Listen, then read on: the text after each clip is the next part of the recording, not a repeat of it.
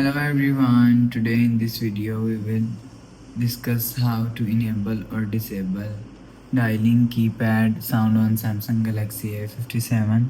Let's start the video. First of all, go to app library. Here click on settings app.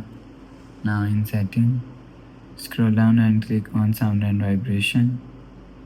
After click on sound and vibration, click on system sound. After click on system sound, you will see dialing keypad is here. If you want to disable dialing keypad, so turn off this button. After turn off this button, dialing keypad is disabled. If you want to enable dialing keypad, so turn on this button. After turn on this button, dialing keypad is enabled.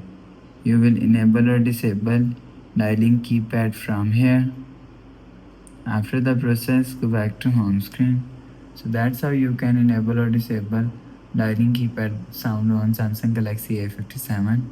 If you like the video, please subscribe. Thanks for watching.